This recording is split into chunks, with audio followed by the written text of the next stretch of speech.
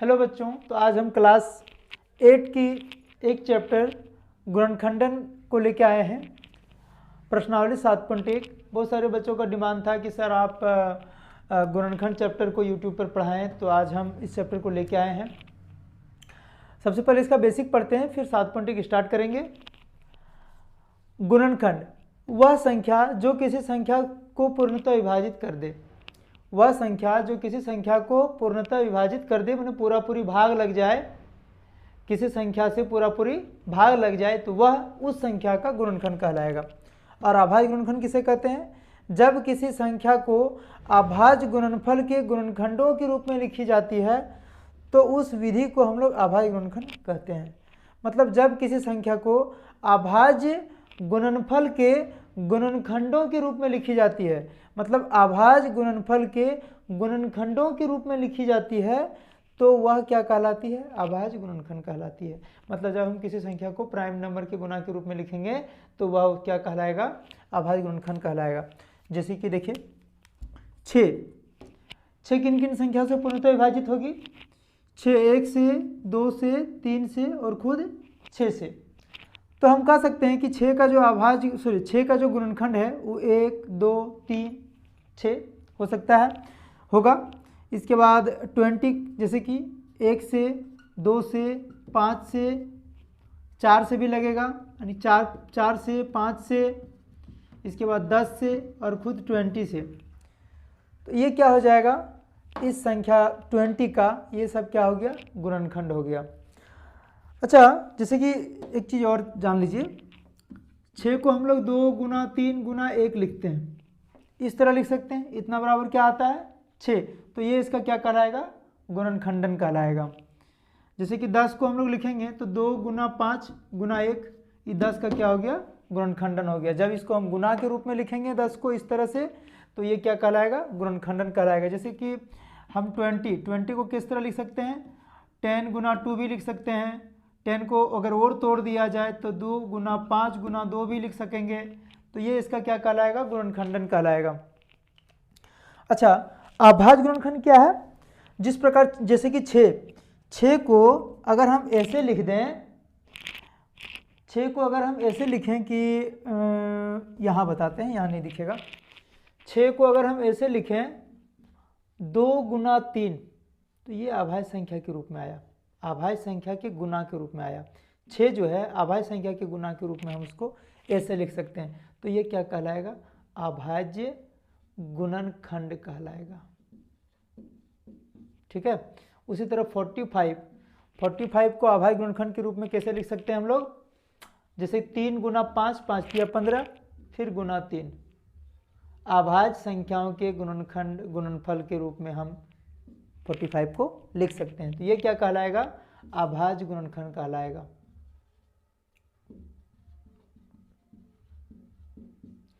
अगर हम बात करें 15 की, तो 15 को अभाज्य गुणनखंड के रूप में कैसे लिख सकते हैं? सोचिए, 15 को हम लोग लिख सकते हैं 3 गुना 5, ये क्या कहलाएगा? अभाज्य गुणनखंड कहलाएगा। 20 को कैसे लिख सकते हैं अभाज्य गुणनखंड के रूप में? 2 गुना 5, 5 दूनी 10, फिर गुना 2।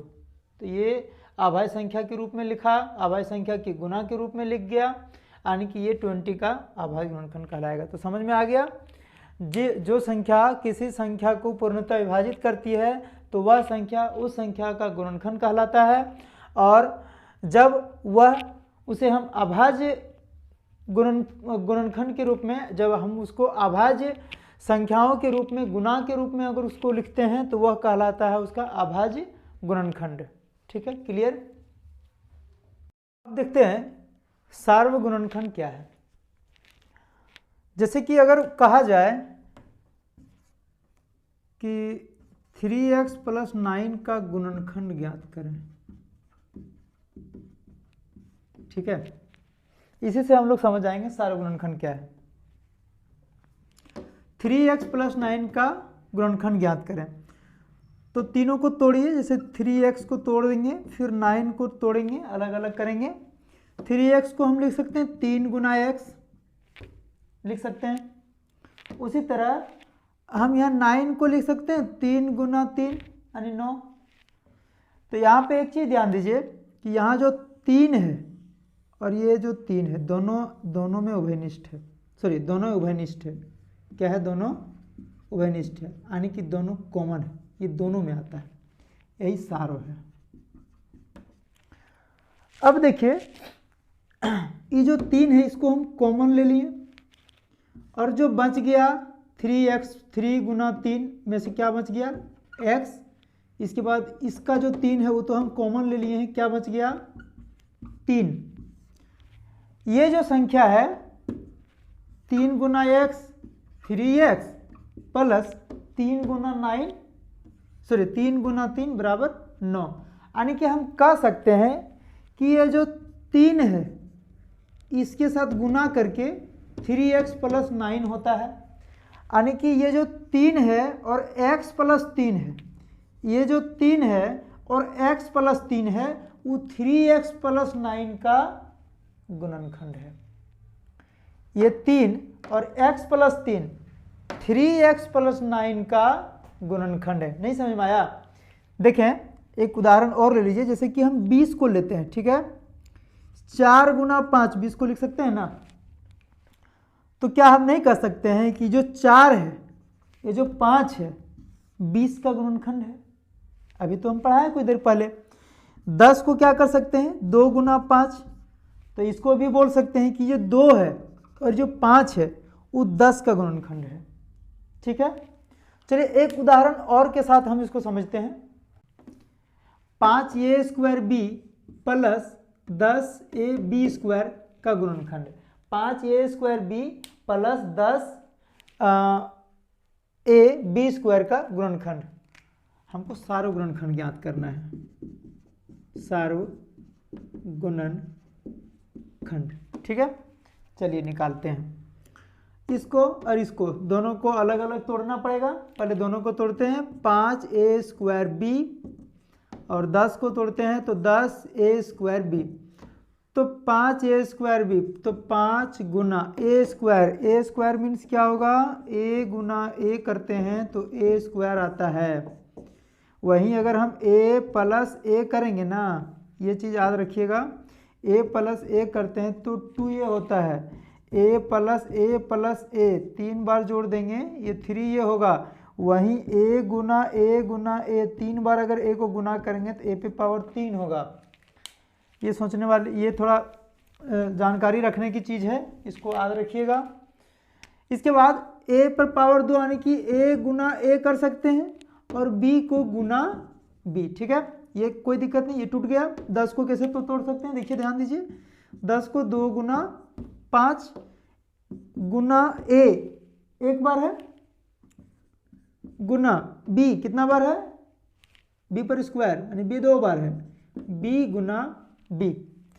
अब यहाँ ध्यान देने वाली बात है, ये जो 5 है इसके बाद a इसके बाद b ये कॉमन आ रहा है यानी ये उभयनिष्ठ है। हम कह सकते हैं कि 5ab उभयनिष्ठ है, सारो गुणनखंड है। ठीक है, क्या कह सकते हैं कि 5ab जो है उभयनिष्ठ है इस संख्या में सारो गुणनखंड है इस संख्या का। इसके बाद इसको और आगे सॉल्व करते हैं तो क्या हो जाएगा? जो मेरा कॉमन आया था इसको बाहर निकाल दीजिए, 5ab तो तोड़ के बाहर निकालेंगे, गुना में था 5 गुना a गुना b लिख सकते हैं। और इसके बाद इस 5a² में क्या मिला?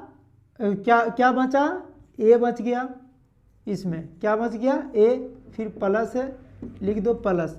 और इसमें क्या बचा? इसमें बचा b और यहाँ 2 यानी कि 2 गुना b। ठीक है, अब देखिए अगर इतना को अगर हम दोनों से इन दोनों से 5ab सॉरी इसको थोड़ा और आगे सॉल्व कर दीजिए। 5ab लिख सकते हैं और इसको लिख सकते हैं a प्लस 2b। ठीक है, इसको a से गुना करना है और इसको फिर 2b से गुना करना है। अगर इतना गुना करने के बाद 5a² प्लस 10ab² हो जाता है तो ये मेरा जो हम इसका गुणनखंड निकालें ये सही होगा। और हम कह सकते हैं कि ये जो 5ab और जो a प्लस 2b है, ये जो 5ab है और a प्लस 2b है, यह 5a² प्लस 10ab² का गुणनखंड है। क्या कह सकते हैं कि 5ab और a प्लस b जो है वो 5ab² प्लस ab का गुणनखंड है। कोई दिक्कत नहीं, समझ में आ गया कि सार्वगुणनखंड क्या है और गुणनखंड क्या है। फिर हम लोग आगे देखते हैं। हालांकि अभी हम लोग जो पढ़ रहे हैं अचर, चर, व्यंजक, ये हम पहले भी सीख चुके हैं, बट एक बार और रिवाइज हो जाएगा, तब आगे जाकर के फिर हमें कोई दिक्कत नहीं होगी और आराम से हम लोग फिर चैप्टर को पढ़ेंगे। ठीक है। अचर संख्याएं क्या है? कांस्टेंट नंबर, वह संख्या जिसका मान सदैव स्थिर रहता है और कभी भी उसका मान नहीं बदलता है, जिसका मान हमेशा स्थिर रहता है, जिसका मान कभी चेंज नहीं होता है, उसको हम लोग कहते हैं अचर संख्या है, कांस्टेंट नंबर। तो किसका मान चेंज नहीं होता है? जैसे कि 1 2 3 4 5 डॉट डॉट डॉट अनंत तक, मतलब 1 का मान 2 के बराबर नहीं हो सकता, 1 का मान 2 के बराबर नहीं हो सकता, 2 का मान 3 के बराबर नहीं हो सकता, 3 का मान 5 के बराबर नहीं हो सकता, 5 का मान 10 के बराबर नहीं हो सकता। हम लोग कभी भी नहीं बोल सकते हैं कि 2 10 के बराबर है, 10 15 के बराबर है, 11 12 के बराबर है। जो है सो है, और ये मान कभी भी चेंज नहीं हो सकता और सदैव यही रहता है। जिसका मान सदैव वही रहे, जिसे हम लोग चेंज नहीं कर सकते हैं, तो वो कहलाएगा अचर संख्याएं। ठीक है। अब चर संख्याएं क्या है? वेरिएबल नंबर क्या है? जिसका मान चेंज होते रहता है, जिसका मान बदलते रहता है।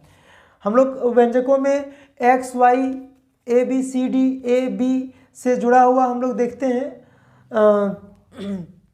a b c d के अक्षरों को, तो वह चर संख्याएं कहलाता है। तो चर संख्याओं का जो मान है वो चेंज होते रहता है। कैसे चेंज होते रहता है वो देख लीजिए। जैसे कि अगर हम बोले 4x + 4 = 0, अगर हम x का मान निकालेंगे तो x बराबर क्या होगा? +4 उधर चला जाएगा तो -4 आएगा। यही अगर x - 5 = 0 कर दें तो x का मान 5 उधर जाने से +5 हो जाएगा। यहाँ x का मान क्या आया? 4 आया। यहाँ x का मान क्या आ रहा है? 5 आ रहा है। तो यहाँ पर इसका मान चेंज हो रहा है, तो ये क्या कहलाएगा? चर संख्याएं। ठीक है, चेंज हो गया। एक उदाहरण और ले लीजिए। जैसे कि हम लोग कहेंगे y + 10 = 0 और y - 8 = 0, तो यहाँ y का मान क्या आएगा? y का मान प्लस है, उधर जाके -10 हो जाएगा। यहाँ y का मान क्या आएगा? -8 है, उधर जाके y का मान आ जाएगा 8।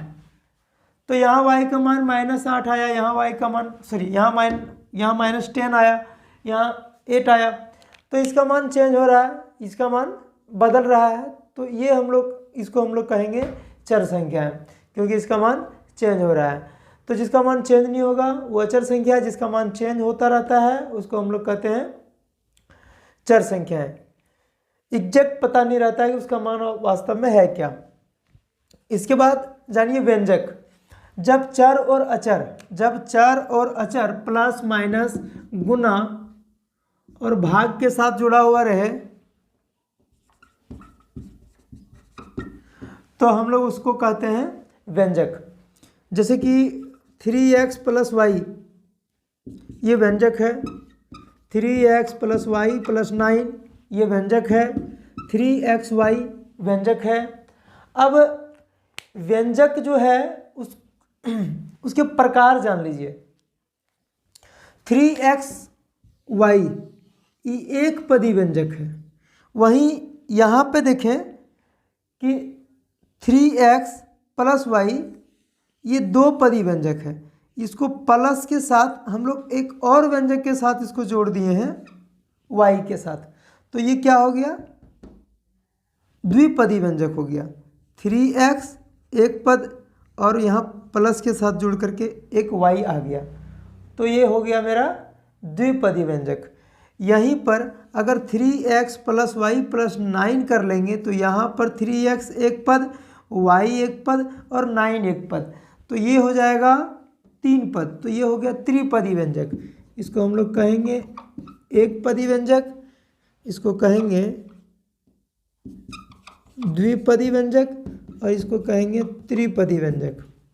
ठीक है। जब प्लस माइनस गुना भागा के साथ अगर कोई चर और अचर जुड़ा रहे तो वो कहलाता है व्यंजक। और व्यंजक जो होते हैं एक पद, द्विपद, त्रिपद में हम लोग इसको पढ़ते हैं। जब व्यंजक प्लस माइनस के साथ एक और पद से जुड़ा रहे तो वो हो जाता है द्विपदी व्यंजक। जब प्लस माइनस के साथ तीन पदों से जुड़ा रहे तो त्रिपदी व्यंजक। जब मल्टीप्लाई के साथ एक पद से जुड़ा हुआ है यहाँ पे, जैसे 3x प्लस 3xy, तो ये एक पदी व्यंजक कहलाएगा। ठीक है, कोई दिक्कत नहीं है। एक पदी व्यंजक, द्विपदी व्यंजक और त्रिपदी व्यंजक में कोई दिक्कत नहीं है। अब हम लोग जानेंगे आगे। चलिए प्रश्नावली 7.1 स्टार्ट करते हैं। 5x प्लस 15, क्वेश्चन क्या बोला है? क्वेश्चन पूछा गया है कि निम्नलिखित दिए हुए पदों में सारू गुणनखंड ज्ञात करें। तो हमें पदों का सारू गुणनखंड ज्ञात करना है। 5x 15, तो इसका सारू गुणनखंड ज्ञात करने के लिए हम लोग क्या सीखे थे कि इसका अलग अलग तोड़ेंगे। 5x यानी कि 5 तो टूटेगा नहीं, 5 गुना 1 से टूटेगा, अभाज्य संख्या है, 5 गुना x। और 15 को क्या लिख सकते हैं हम लोग? 15 को लिख सकते हैं 3 गुना 5। ठीक है, चलिए दूसरा नंबर क्वेश्चन आते हैं। 3x 6x स्क्वायर और 9x पर पावर 3, 9x पर पावर 3। तो 3x को क्या लिख सकते हैं? 3 गुना x। 6x स्क्वायर को क्या लिख सकते हैं? यहाँ पे 6 को हम लोग लिख सकते हैं 2 गुना 3, क्योंकि 6 का अगर हम लोग गुणनखंड निकालें 2 से तो 2 तिया 6, 2 गुना 3, फिर x पे पावर 2, यानी कि x मेरा 2 बार है, यानी कि x गुना x। ठीक है, वहीं अगर हम 9x पर पावर 3 इसको निकालें तो 9x पर पावर 3 क्या चल जाएगा? 9 को हम लोग लिख सकते हैं 3 गुना 3, हाँ 3 तिया 9। ठीक है, और x पे पावर 3 यानी कि x मेरा 3 बार गुना है। ठीक, 3 नंबर के क्वेश्चन में क्वेश्चन क्या है? क्वेश्चन है 2pq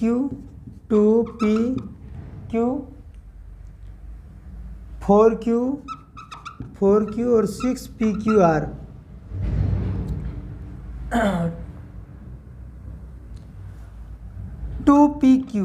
2pq को हम लोग लिख सकते हैं 2 गुना p गुना q,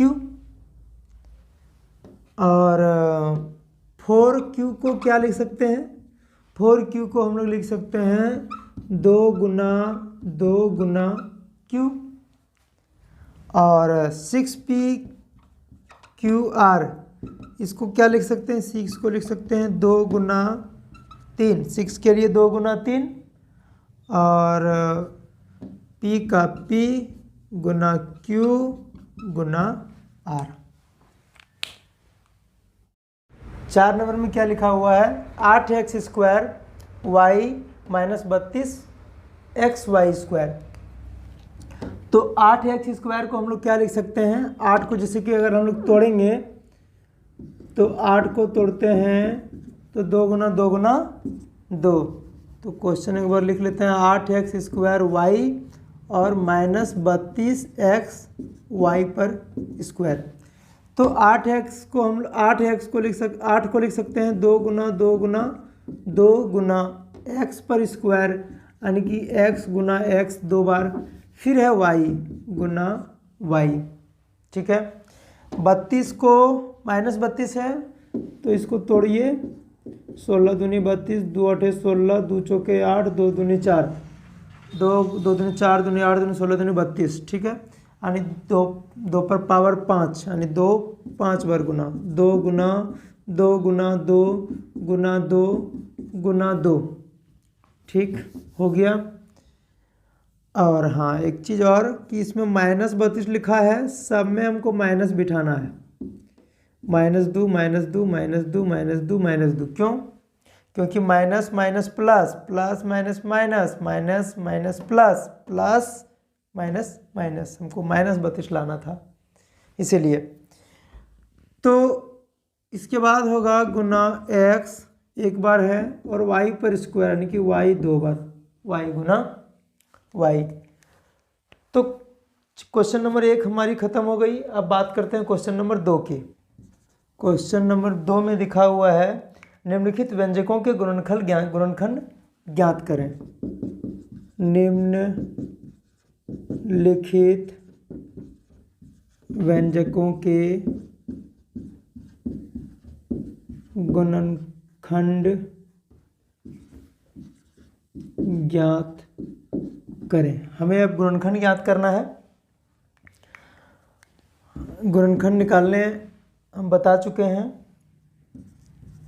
3x - 36, 3x - 36।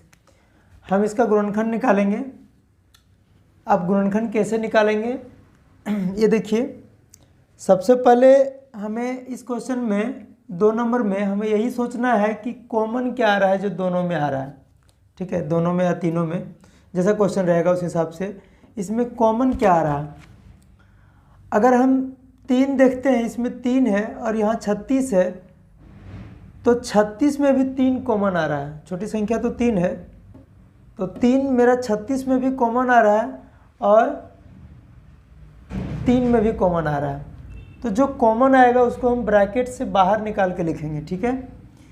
अगर हम यहाँ पे 3x - 36 में अगर हम 3 को बाहर निकाल दें और यहाँ x लिखें ब्रैकेट के अंदर, तो 3 गुना x 3x होगा, माइनस अब जो बात 36 है, 3 तो हम 36 में से हम 3 तो निकाल चुके हैं, तो 3 निकाल चुके हैं, मैंने इसका तीसरा भाग निकाल चुके हैं, ठीक है। तो यहाँ पर कितना भाग, 12 तिया 36 होता है ना, तो 12 बचा मेरा, 12 गुना 3, 12 तिया 36। तो यहाँ क्या लिखेंगे, छोड़िए हटाइए, उतना नहीं समझ में आ रहा है। तो सिर्फ ये सोचना है कि जो दोनों में कॉमन आ रहा है, दोनों में कॉमन क्या आ रहा है, 3 मेरा कॉमन आ रहा है, 3 को हम बाहर निकाल दिए।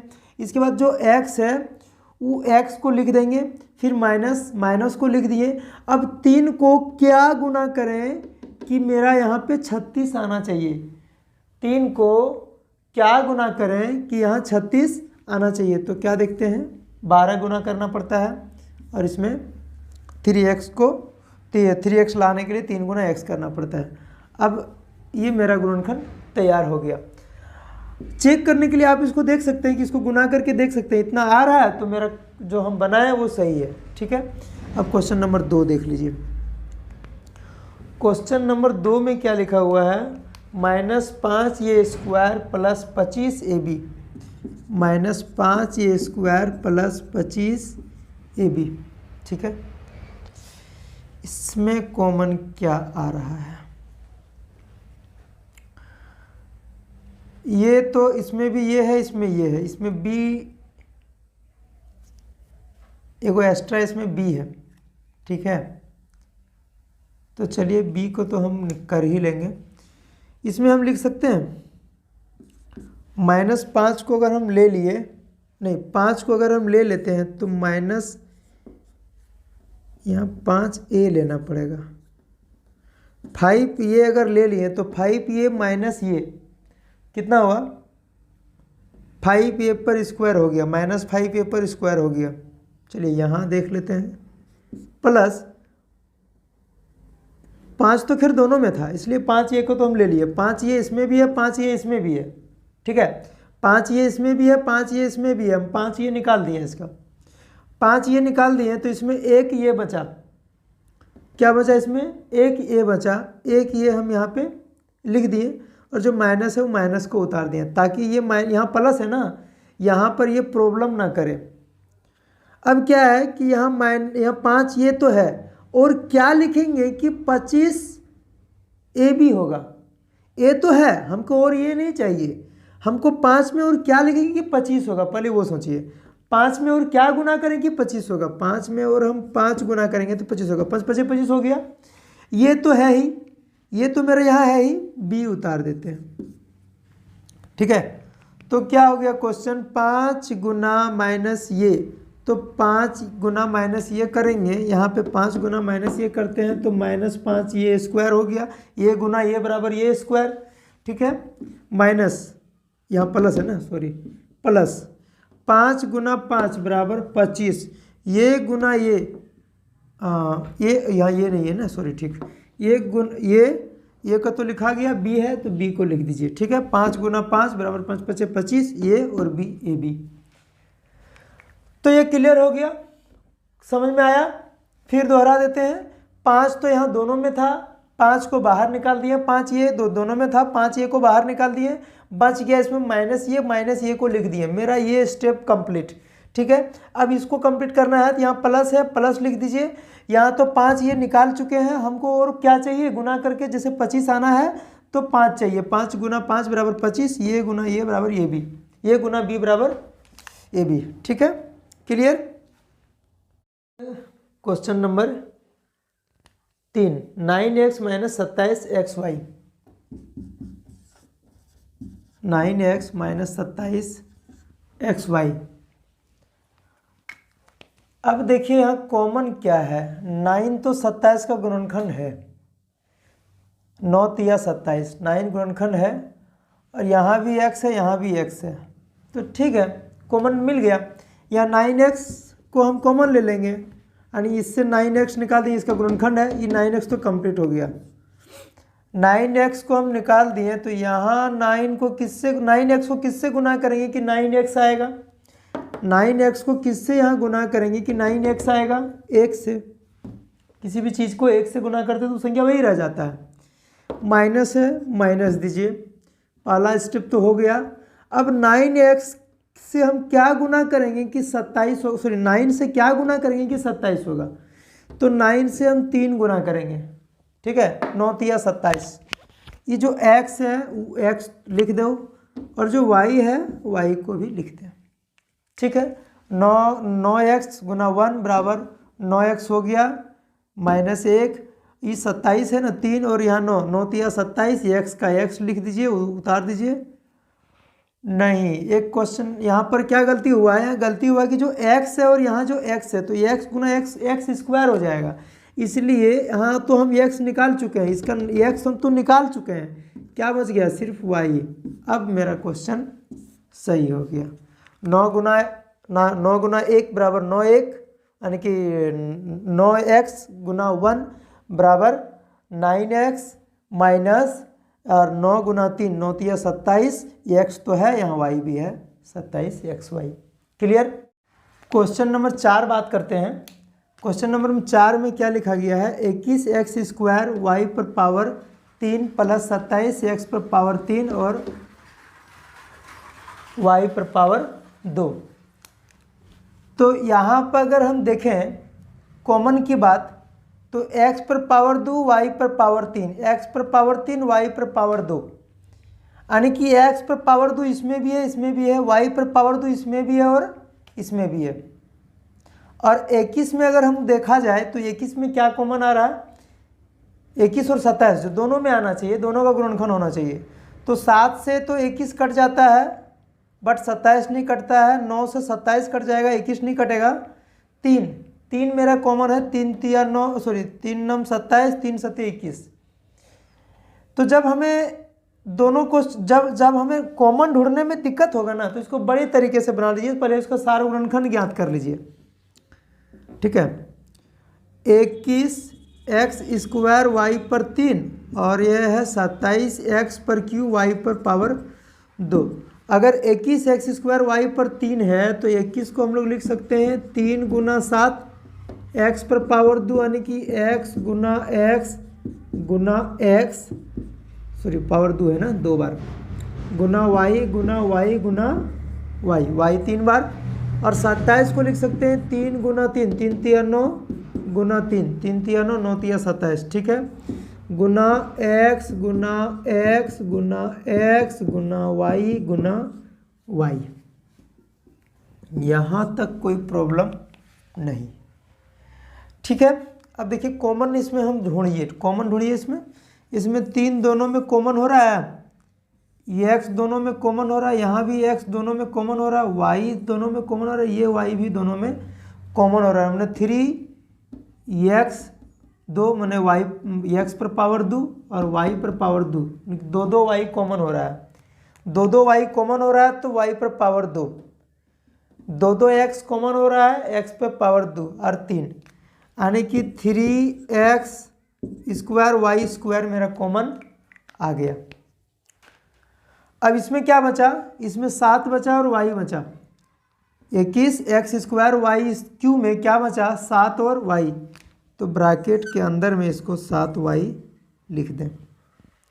अब अगर हम इसको इससे गुना करेंगे तो ऑटोमेटिकली इतना आएगा, x पे पावर 2 x 2 बार, y पे पावर 2 y 2 बार और 3 का 3, ठीक है, 7 भी है और y भी है। अगर हम इस दोनों को गुना करेंगे कितना आएगा कि नहीं आएगा, अवश्य आएगा। ये तो हो गया। चलिए अब बात करेंगे इसका 27 का, तो ये भी उसी तरह प्लस है, प्लस उतार दीजिए। अब क्या करना है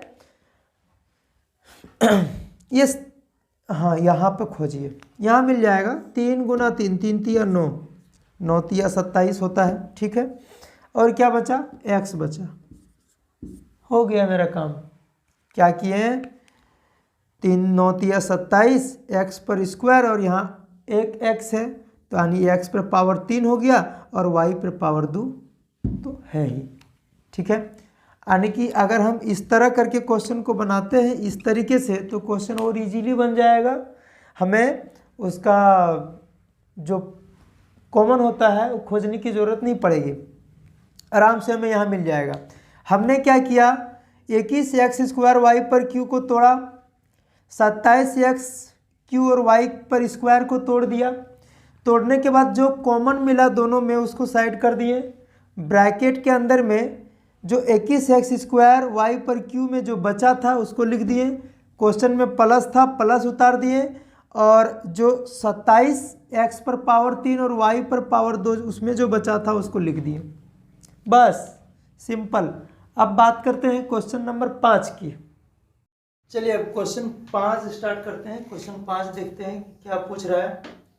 क्वेश्चन 5 है A B square plus A square B plus A B, ठीक है, गुणनखंड निकालना है। क्या करेंगे सबसे पहले ए बी स्क्वायर को तोड़ेंगे, इसके बाद ए स्क्वायर बी को तोड़ेंगे, फिर ए बी को तोड़ेंगे।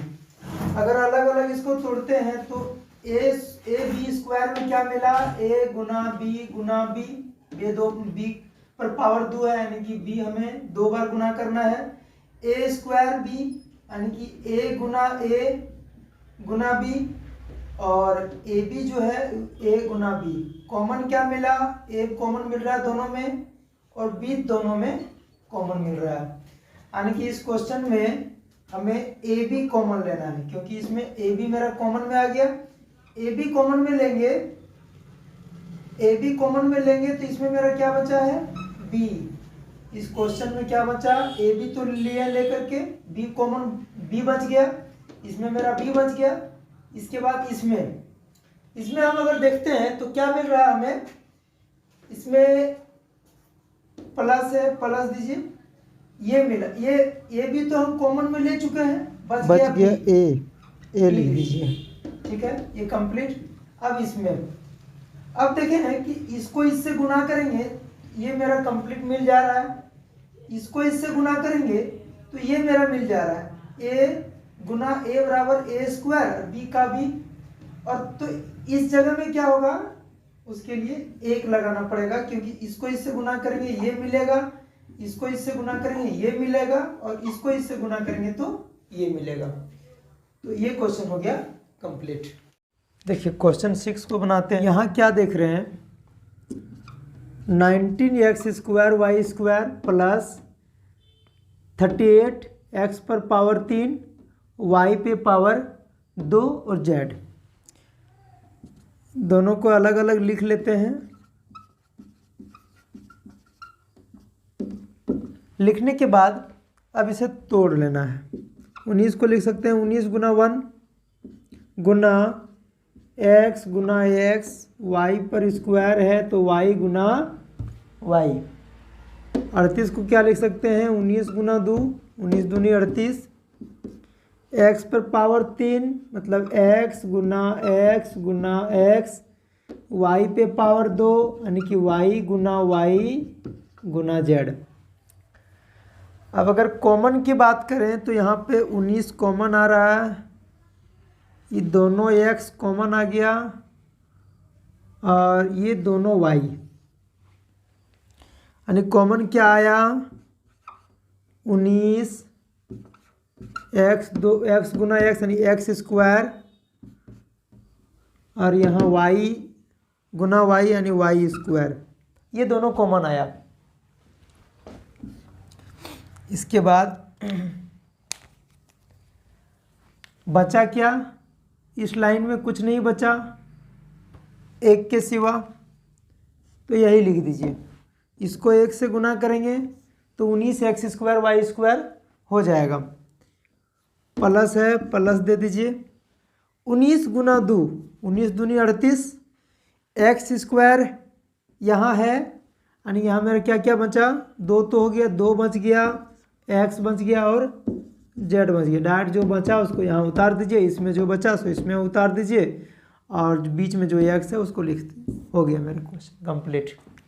तो हमने क्या किया, सबसे पहले 19x² y² प्लस 38x पर क्यू y² z था, इसको हमने अलग अलग तोड़ लिया। तोड़ने के बाद जो कॉमन आ रहा है उसको अलग कर दिया, फिर कॉमन अलग कर दिया तो इसके जगह में और कुछ नहीं बचा। इसको तो ये पूरा इसमें कॉमन आ रहा था, साइड कर दिए।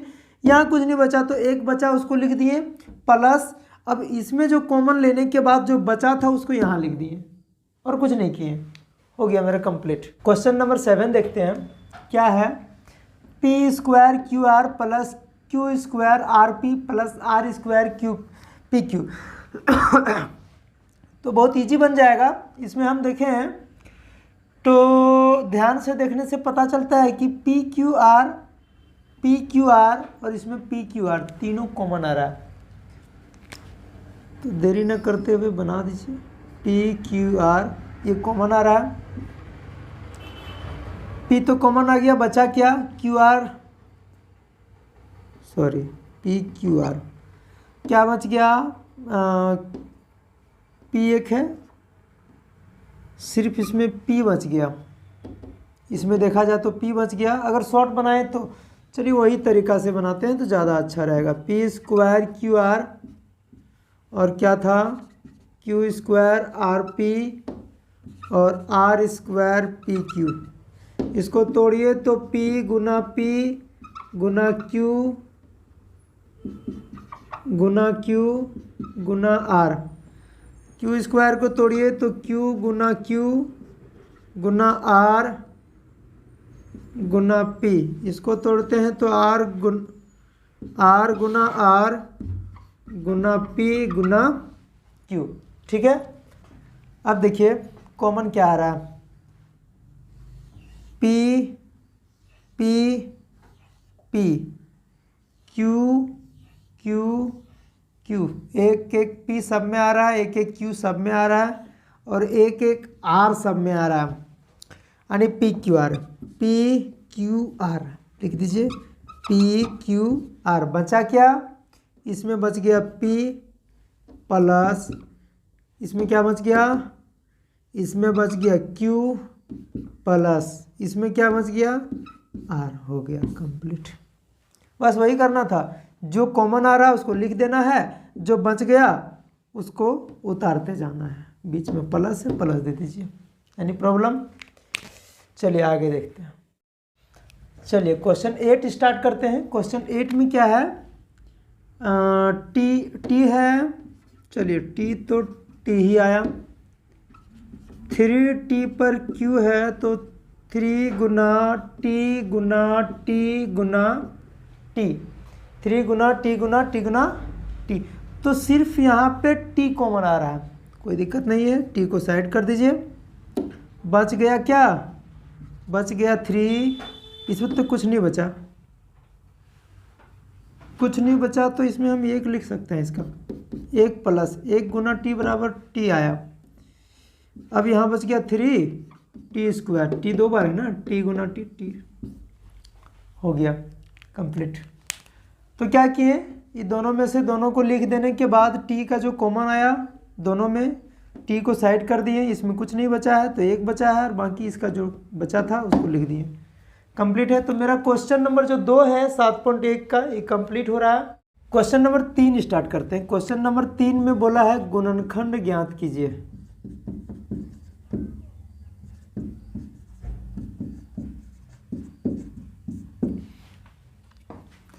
x² minus ax minus bx plus ab, कोई खास नहीं है, हमें वैसा ही बनाना है, बट हम लोग इसको उस तरह नहीं बनाएंगे। इसके लिए हमें एक और तरीका हम लोग देखेंगे। तो लंबा क्वेश्चन है, 4 पद वाला क्वेश्चन है। क्या करेंगे, इसका जो 2 पद है और इसका लास्ट का 2 पद, दोनों को घेर लीजिए। आपको ये घेर के बनाते समय घेर के नहीं दिखाना है, हम आपको समझाने के लिए घेर रहे हैं, ठीक है। शुरू का 2 पद और लास्ट का 2 पद, इसको अलग अलग से तोड़ेंगे और अलग अलग से बनाएंगे। एक बता देते हैं, फिर दूसरा जब बनाएंगे तो आपको अच्छे से समझ में आएगा। ये क्या है कि इसमें हमें कॉमन क्या आ रहा है, इसमें x² माइनस ax में मेरा x कॉमन आ रहा है, सॉरी x कॉमन आ रहा है। क्या बच गया, x को किससे गुना करेंगे कि x² होगा तो x से गुना करेंगे, माइनस x तो कॉमन आ रहा था, x को साइड कर दिए, क्या बच गया a, यानी कि x गुना x बराबर x², x गुना a बराबर ax, कंप्लीट। ये कोई दिक्कत नहीं है। अब जो यहाँ लिखा वो सेम सेम यहाँ लिख दो, x माइनस ये, ठीक है। लेकिन हमको लाना तो यहाँ दूसरा, यहाँ x माइनस a लिख दिए। अब यहाँ ऐसा क्या चीज़ बिठाएंगे कि bx होगा और ab होगा, क्योंकि bx और ab है, तो यहाँ हम माइनस b बिठा देते हैं। अगर माइनस b बिठाएंगे तो माइनस b और x, माइनस bx और माइनस b और माइनस a, तो माइनस माइनस प्लस ab, ठीक है। माइनस b गुना x माइनस bx और minus b minus a minus minus plus ab, यानी कि ये टूट गया और ये भी टूट गया। अब क्या करना है, जो मेरा दोनों में है उस दोनों में से कोनो एक को लिख दो, या तो इसको या तो इसको, दोनों में से एक लिख देते हैं, x माइनस ये, और जो कॉमन आया था बाहर उसको अलग से इसमें लिख दिए। मेरा आंसर कंप्लीट, ठीक है। इसको हम अगर सॉल्व करते हैं तो मेरा फिर यही चीज़ लौट के आएगा, ठीक है, यानी कि इसका ये गुणनखंड है। क्वेश्चन नंबर 2 क्या है, 6ab minus b² minus 12ac और माइनस 2bc। क्या करना हमें, सेम टू सेम उसी प्रकार वही प्रोसेस अपनाना है। ये शुरू का 2 और लास्ट का 2 पद को हमें घेर लेना है। इसको सॉल्व करेंगे तो इसमें हम देखते हैं दोनों में कॉमन क्या आ रहा है, इसमें दोनों में b कॉमन आ रहा है, ठीक है। क्या बच गया, दोनों में b कॉमन आ रहा है तो 6a बचा है, माइनस 6a गुना b यानी 6ab माइनस b तो है ही, हमें यहाँ सिर्फ एक b लगाना है, तो b गुना b बराबर b², क्लियर। जो यहाँ लिखा वही यहाँ लिख दो। अब क्या है कि यहाँ 6AC, हमको 6AC चाहिए, ठीक है। 6 यहाँ पे देखिए 6 ये है, इसमें 12 ये है। अगर हम यहाँ पर -2C लगा दे रहे हैं, -2C, तो सोच के देखिए 2 गुना 6 यानी 6 दूनी 12, A और C, AC क्लियर। 2 गुना B बराबर 2B, और ये कि ये जो C है वो C लग गया। बट यहाँ माइनस की जगह में प्लस लगाना पड़ेगा, क्योंकि प्लस माइनस माइनस लाना है यहाँ पे। अब क्या हुआ कि जो मेरा कॉमन था उसको एक बार लिख देना है 6A - B, और जो मेरा बाहर में जो हम बाहर रखे थे, कॉमन रखे थे, उसको एक बार लिख देना है। Question complete. अब बात करते हैं क्वेश्चन नंबर 3 की। क्वेश्चन नंबर 3 में है AR plus BR plus AT plus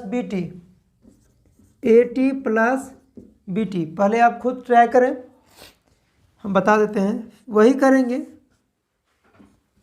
जो करते आ रहे थे। हमें कॉमन लेना है। हाँ, हम देख रहे हैं कि इसमें R, इसमें दोनों में कॉमन है, R साइड कर लेते हैं, और बच गया इसमें A प्लस इसका बच गया B। क्लियर। जो चीज़ यहाँ लिखा वही यहाँ लिख दो, A प्लस B, और T दोनों में कॉमन है तो प्लस T बिठा दिए, ठीक है। प्लस माइनस का झंझट भी नहीं है, प्लस प्लस हो जाएगा यहाँ पे।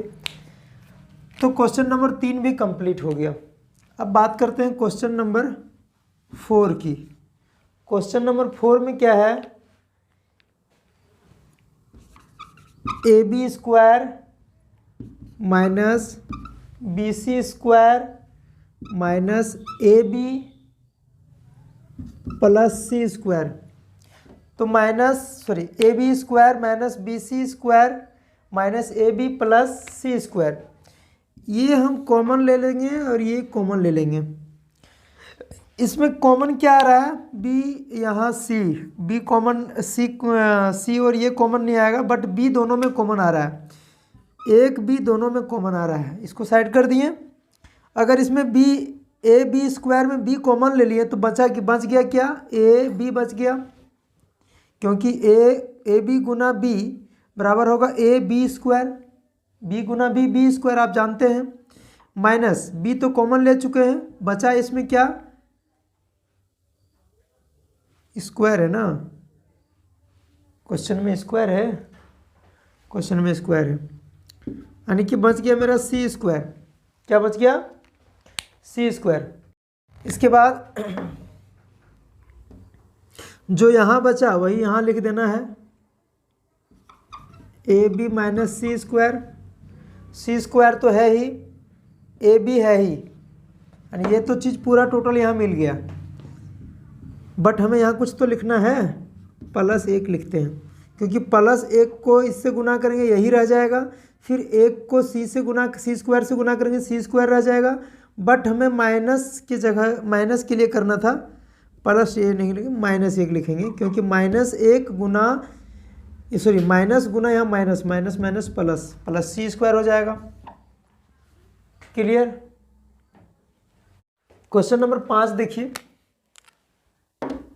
इसमें सबसे पहले इसको इससे गुना करना पड़ेगा, तो गुना कर लेते हैं।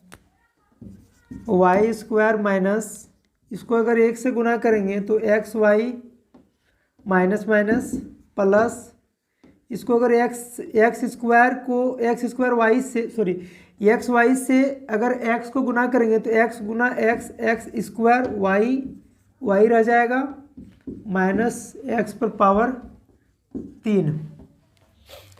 फिर वही प्रोसेस अपनाते हैं, इसको ले लीजिए और लास्ट का 2 पद ले लेते हैं। इसमें क्या देख रहे हैं कि इसमें दोनों में y कॉमन आ रहा है, y साइड कर देते हैं, फिर बच गया y माइनस का माइनस, और y तो ले चुके हैं, बच जाएगा y गुना y स्क्वायर माइनस वाई गुना एक्स एक्स वाई। क्लियर? जो यहाँ आया वही यहाँ लिख दो, कोई दिक्कत नहीं। बचा क्या है कॉमन? अब हमको यहाँ क्या लेना है, एक्स पर पावर 3 चाहिए, एक्स 1 है। ठीक है, तो एक काम करते हैं ना, एक्स पे पावर 2 दे देते हैं यहाँ पे, और यहाँ प्लस लगा देते हैं। अब देखिए, अगर एक्स स्क्वायर को वाई से गुना करेंगे तो एक्स स्क्वायर वाई आ जाएगा, और एक्स स्क्वायर को अगर हम एक्स से गुना करेंगे तो एक्स पर पावर 3 हो जाएगा। अब जो ब्रैकेट में है उसको अलग लिख देते हैं, और जो कॉमन आया था उसको अलग लिख दीजिए। तो x minus sorry y minus x और वाई प्लस एक्स स्क्वायर इस क्वेश्चन का गुणनखंड है। क्वेश्चन नंबर 6 देख लेते हैं। एक्स पे power 3 minus 3x square plus x minus 3, same to same वही प्रोसेस। इसका फर्स्ट का 2 पद कॉमन लेना है, सॉरी घेर लेना है, और लास्ट का 2 पद घेर लेना है। अब क्या करते हैं कि इसमें कॉमन क्या आ रहा है, दोनों में x कॉमन आ रहा है, x को साइड निकाल दीजिए। इसमें एक्स स्क्वायर कॉमन आ रहा है, क्योंकि एक्स स्क्वायर इसमें भी है और इसमें एक्स पे पावर 3 यानी कि इसमें भी एक्स स्क्वायर है, तो एक्स स्क्वायर कॉमन ले लेते हैं, और बच जाएगा इसमें एक एक्स, क्योंकि एक्स स्क्वायर गुना एक्स बराबर एक्स पे पावर 3। उस दिन बताए थे कि एक्स गुना एक्स स्क्वायर बराबर होता है एक्स गुना एक्स, एक्स पे पावर 3 बराबर होता है एक्स गुना एक्स। ये हो चुका है। एक्स स्क्वायर मतलब एक्स का 2 बार गुना एक्स पे पावर 3 यानी कि एक्स का 3 बार गुना, माइनस एक्स स्क्वायर यहाँ है ही, हमको 3 चाहिए, यानी कि एक्स स्क्वायर को 3 से गुना करेंगे तो 3x स्क्वायर होगा। ये क्लियर है? अब जो चीज़ ये आया वही चीज़ हम यहाँ लिख देंगे, सेम। अब एक चीज़ सोचने वाली बात है कि यहाँ x माइनस 3 ये तो यहाँ मिल गया पूरा, तो यहाँ किससे गुना करेंगे कि x माइनस 3 ही रह जाएगा। किसी संख्या को 1 से गुना करते हैं तो वह संख्या वही रह जाता है, यानी कि इसको हम 1 से गुना करेंगे। तो +1 की -1, तो यहाँ +1 से गुना होगा, क्योंकि यहाँ प्लस है, ये प्लस मिल गया, और ये प्लस इस माइनस के साथ गुना होगा तो प्लस माइनस माइनस मिल जाएगा। ठीक है, तो जो मेरा आया था ब्रैकेट में इसको साइड कर दो, और जो आया था कॉमन में इसको एक साथ मिला दो, मेरा कंप्लीट क्वेश्चन। ठीक है, तो आज हमने 7.1 का प्रश्नावली भी कंप्लीट कर लिया, और इस क्लास को कंप्लीट करते समय हम लोग इसका बेसिक भी जान लिए पूर्ण रूप से, जिसमें हम लोग व्यंजक, पद, इसके बाद हम लोग गुणनखंड, सार गुणनखंड, आभाज्य गुणनखंड पढ़े, हम लोग चर और अचर को जाने। इसके बाद हम लोग 7.1 को कंप्लीट कर दिए। फिर मिलते हैं नेक्स्ट वीडियो।